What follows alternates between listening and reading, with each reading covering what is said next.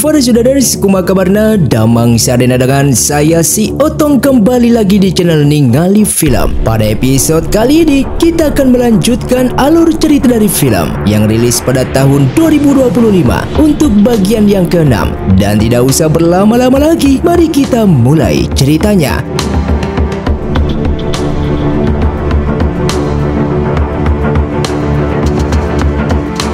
Film pun dilanjutkan dengan diperlihatkannya seorang pendekar misterius berjubah hitam yang sedang menandai satu persatu para pendekar yang berhasil dibunuh akibat kekacauan sekte Kuan Li dengan para pendekar dunia persilatan. Dan ternyata dalang di balik kekacauan tersebut merupakan rencananya selama ini supaya pendekar misterius berjubah hitam bisa menguasai dunia persilatan tanpa harus melawan para pendekar lainnya.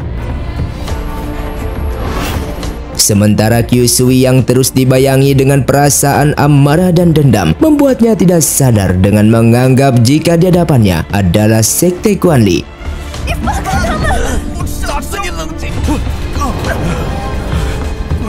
Kyusui yang merasa bersalah terhadap kedua orang tuanya, seketika ia pun mengenang bersama dengan mereka. Di keesokan harinya, Kyusui lalu mengumpulkan dan membersihkan satu persatu semua pedang patah milik para murid sekte Wanhua yang telah gugur di medan perang. Bahkan ia bersama lainnya juga mengumpulkan semua mayat dan akan memakamkan mereka di belakang sekte.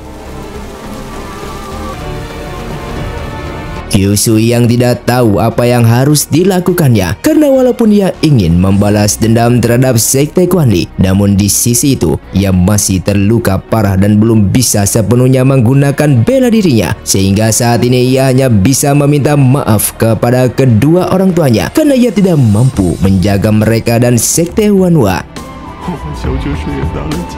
Tang Fang lalu menghampirinya dan mengatakan kalau kejadian tersebut bukanlah salah Kyusui karena Kyusui sudah berjuang demi menyelamatkan mereka, dan bahkan tanpa Kyusui sadari jika apa yang dilakukannya sebenarnya sudah menyelamatkan dunia persilatan karena Kyusui sudah mengungkapkan identitas dari pendekar Kuhan yang merupakan Raja Pedang.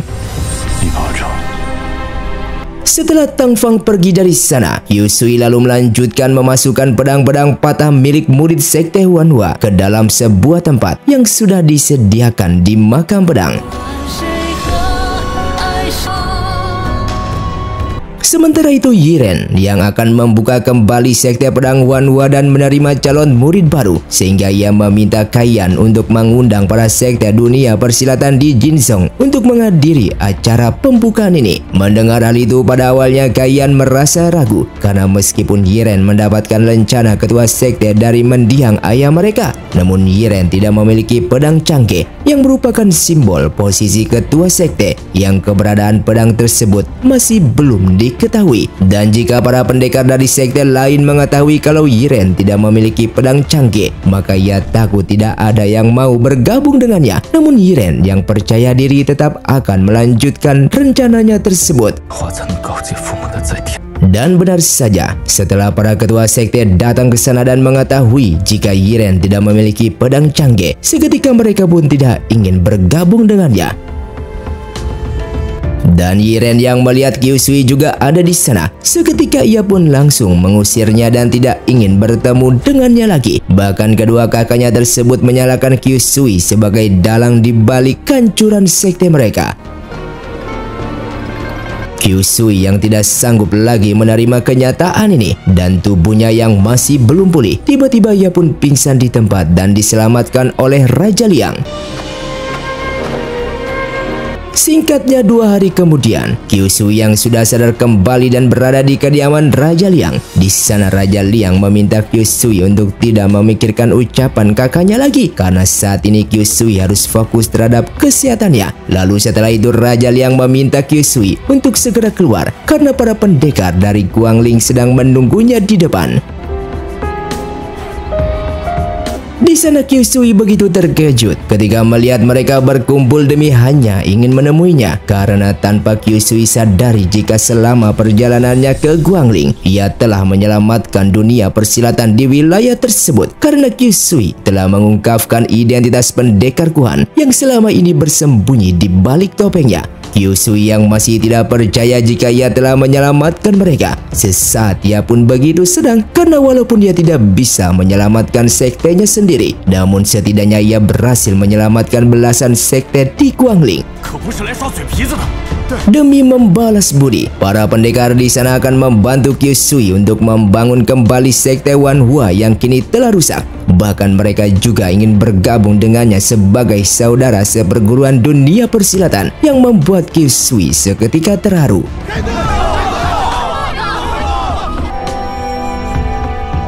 Sedangkan di sisi lain, Tang Fang yang meminta bantuan kepada seorang tabib untuk menyembuhkan Kyusui. Namun tabib tersebut mengatakan kalau luka seperti itu ia tidak bisa melakukannya. Oleh karena itu ia memberikan resep obat ini kepada Kyusui yang berguna untuk melancarkan energinya selama beberapa tahun ke depan. Dan jika Tang Fang ingin Kyusui pulih seperti semula, Tang Fang harus membawa Kyusui ke ayahnya, karena ayahnya Tang Fang terkenal dengan pengobatannya yang mungkin saja ayah Tang Fang mengetahui cara mengobati nadi yang putus. Namun di sana Tang Fang hanya bisa terdiam mendengarnya.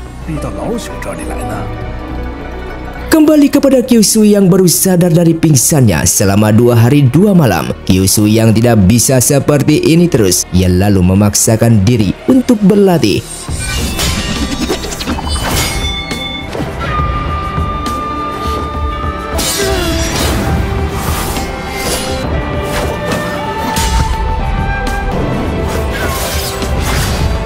Raja Liang yang melihat ada kemajuan pada diri Kyusui, ia pun begitu senang melihatnya. Dengan keadaan Kyusui seperti saat ini, Raja Liang lalu memberitahukan kalau sebenarnya ia telah menemukan sebuah surat di pondok pedang ketika sekte Quan Li menyerang.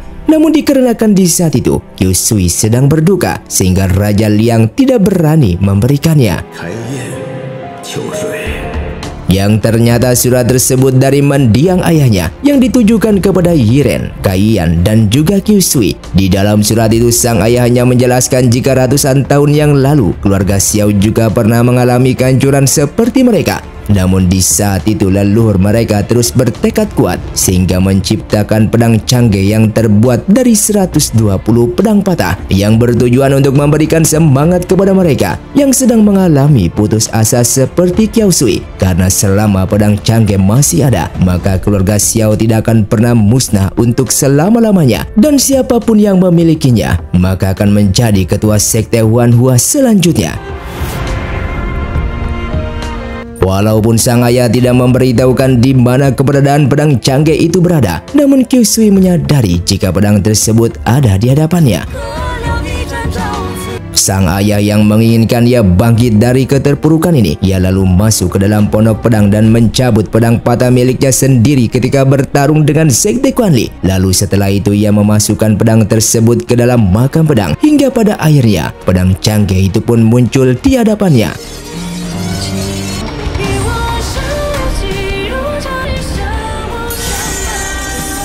Kyusui yang berhasil menjadi ketua sekte Wanhua, kitab sihir lalu kembali muncul dengan memberikan hadiah berupa 2 pilihan kepadanya. Pilihan yang pertama, Kyusui bisa melanjutkan ceritanya dengan menjadi karakter lain, dan pilihan yang kedua, Kyusui bisa keluar dari cerita ini dan kembali ke dunia nyata. Namun Kyusui tidak memilih keduanya karena ia ingin melanjutkan ceritanya. Kitab sihir yang mendengar keputusan itu lalu mengancam Kyusui jika tidak memilih kedua pilihan tersebut, maka Kyusui akan dihapus dari sistem dan tidak bisa kembali ke dunia nyata. Kyusui yang begitu kesal kepada kitab sihir, lalu ia pun menyerangnya. Raja Liang yang mengetahui jika Kyusui telah berhasil menemukan pedang canggih, ia lalu memberikan selamat kepadanya. Karena dengan adanya pedang canggih di tangan Kyusui, maka sekte pedang Wanhua telah kembali ke dunia persilatan dengan memilih Kyusui sebagai ketuanya. Dan dengan kesempatan itulah Raja Liang akan membantu Kyusui untuk mencari siapa yang bisa menyembuhkan lukanya. Sedangkan di sisi lain, Tang Fang yang telah kembali ke sekte Tangnya, ia lalu bertanya kepada sang ayah, siapa pendekar yang bisa menyembuhkan seseorang yang terluka parah akibat terkena serangan dari tapak 5 jari, sehingga nadi orang tersebut terputus dan tidak bisa menggunakan bela dirinya lagi. Sang ayah yang sudah mengetahui jika orang terluka itu adalah Qiu Sui, ia lalu memberitahukan jika hanya Master Dain lah di kuil Beichuan yang bisa menyembuhkannya. Mendengar hal itu, Tang Fang begitu senang dan ia akan mengirim surat kepada Raja Liang untuk memberitahukan informasi ini kepadanya. Kembali kepada Qiu Sui yang pergi ke makam pedang. Ia yang menganggap jika kita melupakan cinta berada di makam ini, ia lalu mencarinya dengan membuka peti tersebut. Dan di sana ia menemukan goresan yang belum ia ketahui artinya. Dan ia juga melihat adanya sebuah celah kecil yang membuat Qiu Sui semakin penasaran. Sehingga ia mencongkel celah tersebut dengan menggunakan belati milik pendekar Zhang. Namun tiba-tiba belati itu patah, yang di dalamnya ternyata terdapat lencana pahlawan yang asli, yang membuat Qiu Sui begitu terkejut. Lalu tak lama kemudian Caoran pun datang dengan melaporkan jika Raja Liang sudah mengetahui siapa pendekar yang bisa menyembuhkan lukanya Qiu Sui. Sementara Sui Feng yang terluka parah, lalu Mingzu datang ke sana dengan memberinya pil penyambung nyawa dari tempat Raja Obat. Demi mengembalikan kekuatannya, Sui Feng lalu meminta Mingzu untuk mengambil pil ajaib Wuji dari pendekar Shaolei yang kini sedang bersembunyi di kuil Beichuan. Setelah itu Sui Feng dipanggil oleh ketua sekte Quan Li yang begitu marah kepadanya karena Sui Feng telah membunuh ketua sekte Shaolin dan Wudang, yang dimana tindakannya tersebut akan membawa bencana besar bagi sekte mereka. Mendengar penjelasan dari sang ketua, seketika Sui Feng pun begitu terkejut mendengarnya karena ia melakukan itu semua atas perintah dari ketua sekte yang sebelumnya ia temui. Ketua sekte Quan Li yang tidak pernah memerintahkan membunuh kedua master tersebut. Seketika Sui Feng akhirnya baru menyadari jika ia telah ditipu oleh seseorang yang menyamar menjadi sang ketua. Sang ketua yang tidak bisa memaafkannya. Lalu sang ketua pun langsung mengeluarkan Sui Feng dari sekte Quan Li.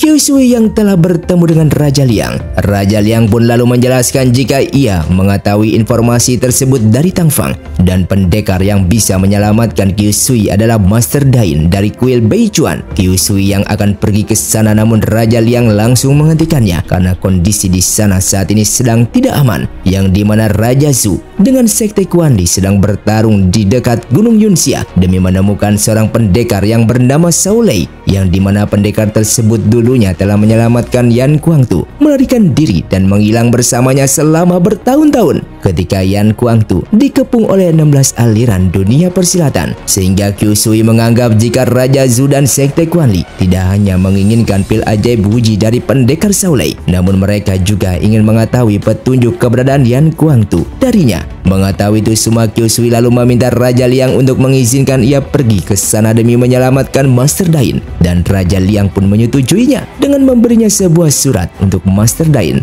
supaya Master Dain mau menolong Qiu Sui untuk menyambungkan nadinya. Setelah sampai di sana, Qiu Sui tiba-tiba diserang oleh seorang biksu, dan ternyata biksu tersebut adalah Master Dain.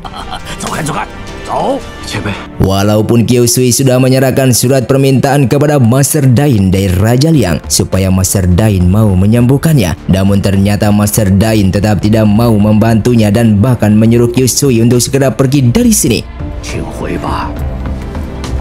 Sebelum Qiu Sui pergi, ia lalu mengatakan kepada Master Dain kalau kedatangannya kali ini memang meminta Master Dain untuk menyambungkan nadinya yang sudah terputus. Namun situasi kali ini sangat berbahaya karena sebentar lagi sekte Quan Li dan pasukan Raja Zhu akan datang ke tempat ini untuk mencari keberadaan pendekar Shaolei yang kini sedang bersembunyi di kuilnya. Sehingga ia meminta Master Dain untuk segera meninggalkan kuil Beichuan. Pada awalnya Master Dain tidak percaya karena di kuilnya tidak ada orang lain selain muridnya sendiri. Namun setelah para muridnya datang dengan melaporkan kalau di luar kuil terdapat banyak ular, seketika membuat Master Dain terkejut dan menanyakan identitas Kyusui. Lalu Master Dain yang sudah mengetahui jika di hadapannya adalah Kyusui, seorang pendekar yang baru-baru ini telah menyelamatkan belasan sekte di Guangling, sehingga Master Dain pun mau membantunya dan memintanya untuk masuk ke dalam.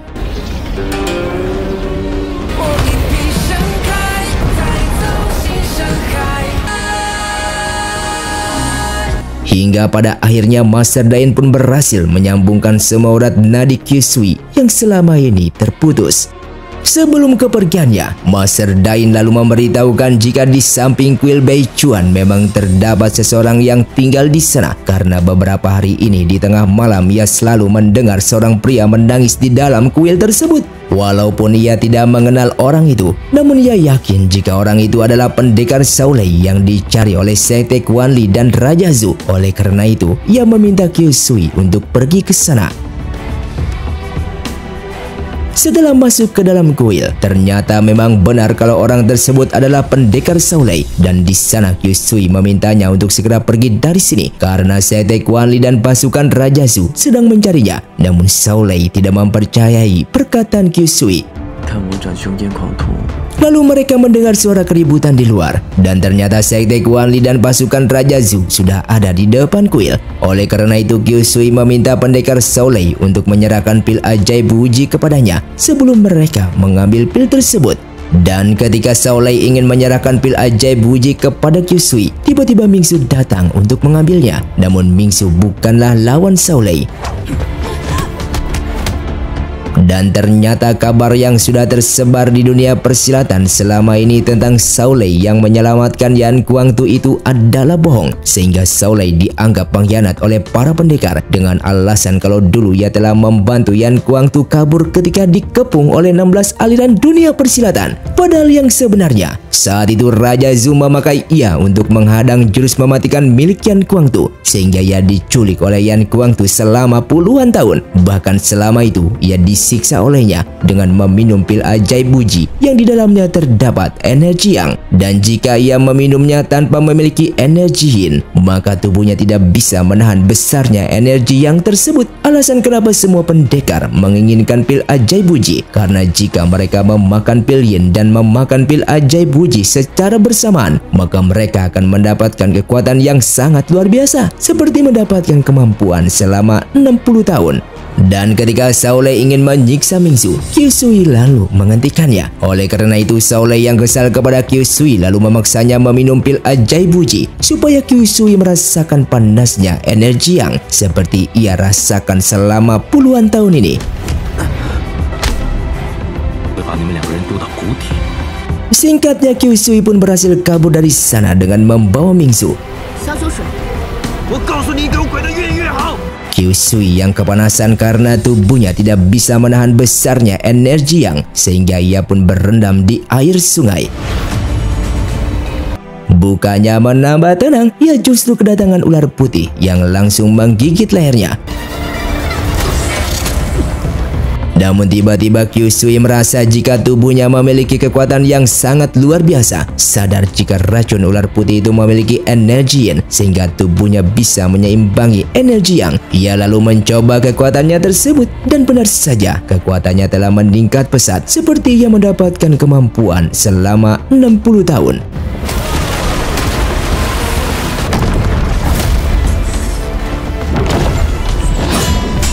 Sementara Shaolei yang berhasil menemui Raja Zhu demi membalas dendam, Shaolei lalu memberinya pil ajaib Wuji palsu kepada Raja Zhu yang di dalamnya terdapat sebuah racun. Namun ternyata Raja Zhu justru sudah memiliki rencana untuk membunuhnya. Begitupun dengan Chuyu yang menginginkan pil tersebut dari Raja Zhu, namun Raja Zhu berhasil kabur dari sana.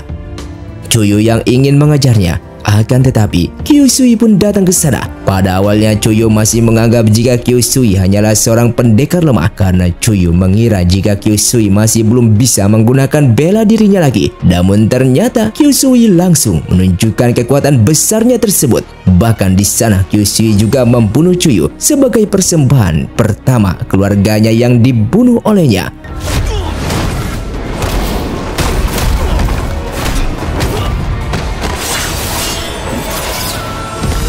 Akibat Sui Feng telah membunuh ketua Sekte Wudang, ia lalu disandra dan dibawa untuk diserahkan kepada Sekte Wudang supaya Sekte Wudang memaafkan Sekte Kuan Li. Namun ternyata ini semua sudah direncanakan oleh Raja Pedang yang meminta orang untuk menyamar menjadi ketua Sekte Kuan Li dengan memerintahkan Sui Feng untuk membunuh ketua Wudang dan ketua Shaolin. Mengetahui kalau sebenarnya ini merupakan rencana Raja Pedang supaya ia diusir dari Sekte Kuan Li, sehingga Sui Feng pun tidak akan memaafkannya. Tak lama kemudian, datang pasukan Sekte Wudang yang akan menjemput Sui Feng. Namun tiba-tiba pasukan Raja Pedang bersama lainnya membunuh mereka semua. Setelah itu datang Sirong yang kedatangannya ke sana untuk meminta Raja Pedang menyerahkan Sui Feng kepadanya karena ini merupakan perintah dari ketua Sekte Kuan Li mereka. Dan film pun bersambung. Terima kasih untuk kalian yang sudah menonton video ini sampai habis. Sampai jumpa di video selanjutnya. Saya pamit undur diri, ningali film. Saya undur diri dan salam Sundaners.